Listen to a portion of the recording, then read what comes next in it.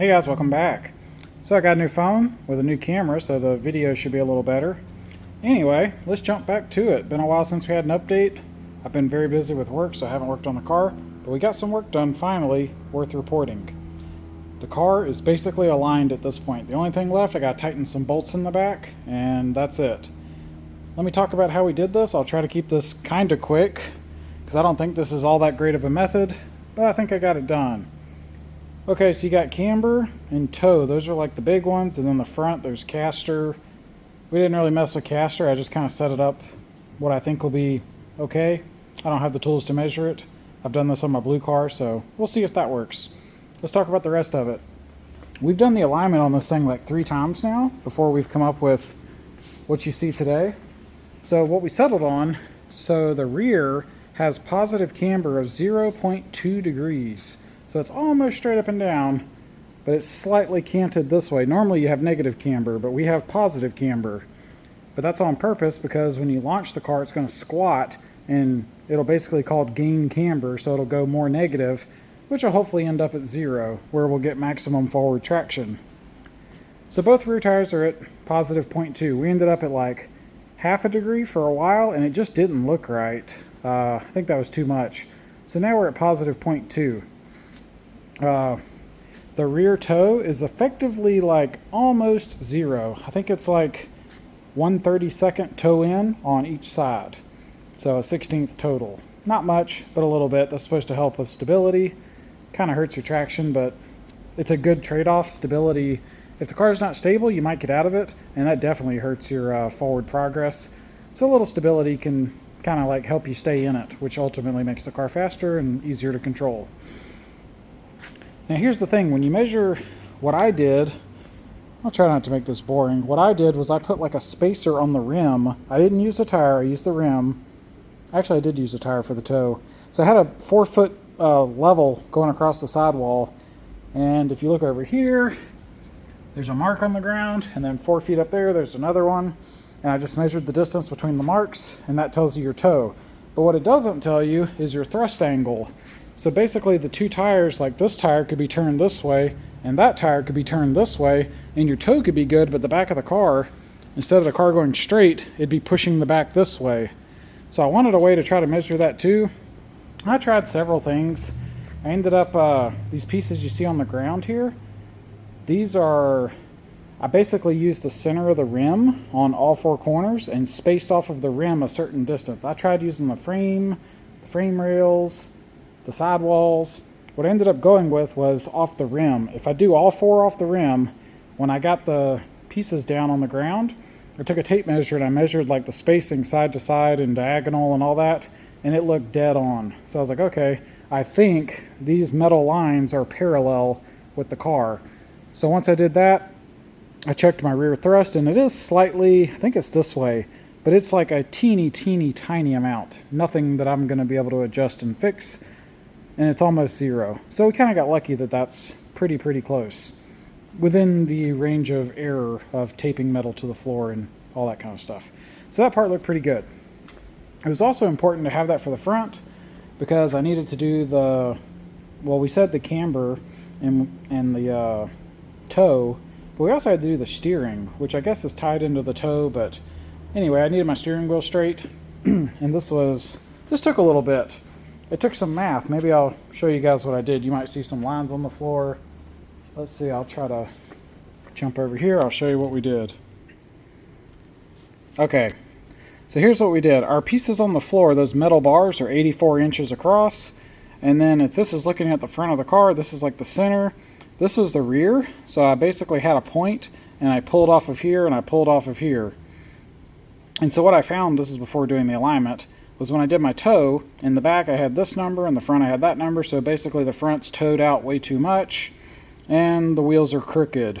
And I did some math, and I should have been targeting this number. If I just wanted dead straight, this number needs to be 7.04 on both wheels, and at that point they would both be pointing straight ahead. So that's what we did. Now it was kind of a pain because when you go to adjust this took a little while to figure out.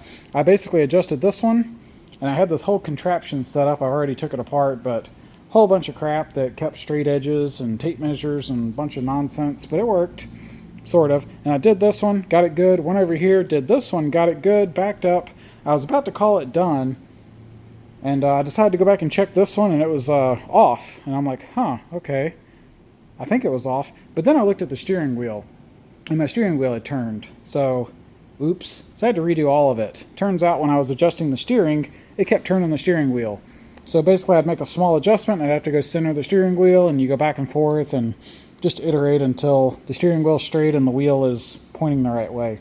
Did that on both sides. Now I believe the tow's good. If we didn't mention it, in the front we were targeting 0 camber, just none. There's a couple reasons. Well, one, it's a drag car, so we're not going to be making any sharp turns where we need camber. I think it helps your rolling resistance, and it's supposed to help with steering. Like if the front lifts and comes back down, apparently that helps. Anyway, we set it up for 0. It definitely looks good. So we did that. I think our steering's good to go. We got that adjusted. We set our locks. We torqued the bushings at ride height, which I have rubber bushings in the front, so they needed to be torqued at ride height, or else it changes the spring grade and changes the ride height. So we did that. The rears I still got a torque, but they're bushings like the poly bushings, so it's okay to torque those off the ground. And the last thing I'll mention, because this is super important and I forgot, but like a couple months ago I set the ride height. That took a while. Now, right now, I weigh about 240, 245 pounds. Working on fixing that. But that's what I weigh right now. So, it turns out I went and threw 245 pounds of weight in the car, which is what you see there, and that definitely made the whole car just go like, you know, it definitely sat crooked. So I was like, okay, do I want the car to be level when I'm in it or when I'm not? So I decided, right or wrong, the car is going to be level when I'm in it. So right now I've got weight sitting in the car, and when I did that, obviously the whole side of the car dropped over here, and it wasn't really perfect anyway. We've got bigger tires in the back. Filmed a whole video on this, but we're just going to skip that because it's kind of boring. But basically, we have 26-inch tall tires here, and those are pretty small, and I went through the 949 Racing math and recommendations and had to build an Excel sheet and correct for the distance from the center of the wheel to the whatever they're called, pinch welds, because the pinch weld measurements assume the tires are the same height. So if you raise the back, it actually raises the pinch weld back here, but it also raises that one a tiny bit. And if you raise the front, it raises that one, but it also raises this one a little bit because triangles and geometry. So we built an Excel sheet that would do all those corrections so I could actually set the ride height to both be what I want and be within the specifications that the dampeners are designed to operate at. And because of that, this is what we ended up with. I think it's 5 inches in the back on the pinch weld, and the front's like 4.7. Going off memory. Pretty sure that's what it is. So it's got a tiny bit of rake. But a 5-inch pinch weld in the back, that may not sound slammed, but I got 26-inch tall tires in the back. So don't forget that. A lot of work to pull this off. But I'm definitely happy with how the car looks. That part went well. Like I said, we got ride height, camber, tow, the steering. The only thing I really didn't do is caster. But I've drove the car. Well, it doesn't matter. I did drive it and it seemed okay, but now that I've done the alignment, just going to drive it again. And if it needs caster, more or less, I'll adjust it. The factory service manual actually tells you how to do that. So I'll just wing it and hopefully get it close enough. But anyway, that's the update on the alignment. So now when the camera stops, I'm going to pick the car up, torque my rear bolts. And at that point, we're calling the alignment done. Every other bolts, I guess I'll retorque the fronts. They were torqued on the ground just so they don't move when I lift it, but I'll probably retorque them to FT so they don't move. Same for the back ones, and we'll call it a day on the alignment. So, next steps. Most of the stuff under the hood's done. Catch can's done. A couple other things. So, we're pretty dang close here. I gotta do my rear wheel bearings. They're snugged pretty good, but I need to go hit them with a torque wrench just to make sure those are good. A couple things on the inside we gotta do. So you have to be able to open your doors from both the inside and the outside. Won't take much, but we gotta figure that out. And we still gotta do windows and a windshield. So these are glass, probably gonna stay, we'll see. I really just wanna get this car to the track, so they're probably gonna stay for now. But I gotta buy a sheet of Lexan, do the windshield, do the windows. None of it's going to move or open or any of that, but That's all you got to do to pass the rules.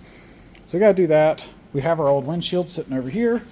We'll make a template out of that using a roll of paper and transfer it to the Lexan, so maybe that'll be in the next couple videos. Get that knocked out.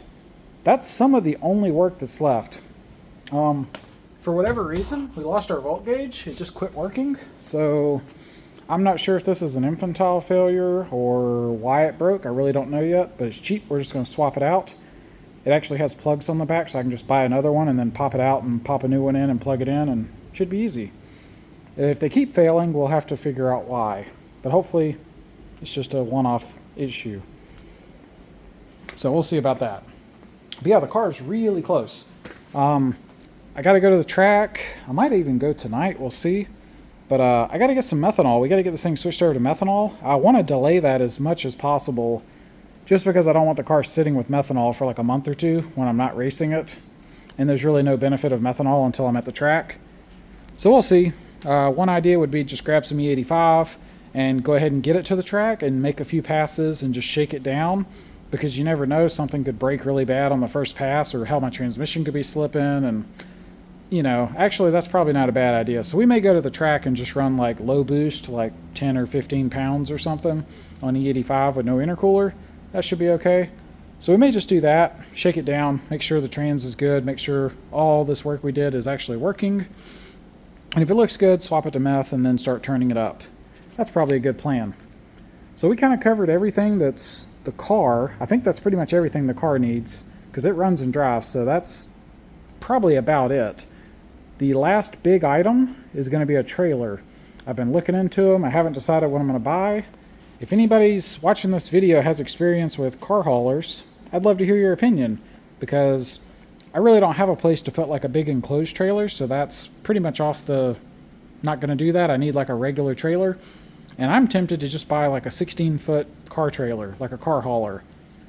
They make 18 feet, 20 feet, those are common sizes, but I was thinking a 16-foot would be easier to basically have a place to put it. My shop is not that big. I mean, this is a Miata. You know, Miatas aren't that big, and I can basically park a Miata and like a regular size car right here. So if I had a trailer, if I had a 16-foot trailer right now, I'd have to pull this car up.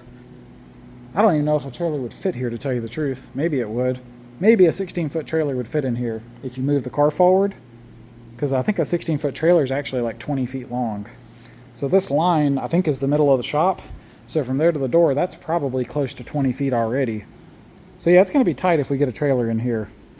And at my house, I could probably keep one under my carport, but it's going to take up a ton of space if I do that. And it's the same thing. Big trailers are kind of a problem. So basically, I'm thinking 16-foot trailer, and then I'm also thinking steel deck versus wood deck. Haven't decided on that. To me, there's kind of pros of each. I think I'd rather have a steel deck because it just seems like it's more predictable and I don't have to worry about it. But they cost more. But I feel like it'd be worth it. So I'd like to hear you guys' opinion on that. Let me know what you think about trailers, because we got to get one, because we're going to get those bolts torqued. I may go ahead and do my windshield template today. We'll see. But yeah, I guess next week I need to pick up some Lexan at work, and then, or you know, when I leave work or whatever, and get this windows and windshield going and door handles, and man, that's about it. Do the wheel bearings and go to the racetrack, start shaking it down. So we're gonna need that trailer real quick. Anyway, hope you guys have enjoyed this. I know it's been a while since we had an update, but didn't really have much progress, so no video. But hopefully, and we'll get, you know, maybe in the next week or so, we can get some Lexan and windows in this thing, and hopefully in a few weeks, we'll be, this will be on a trailer and going to the racetrack. So anyway, hope you guys have enjoyed this, and until next time, y'all take it easy.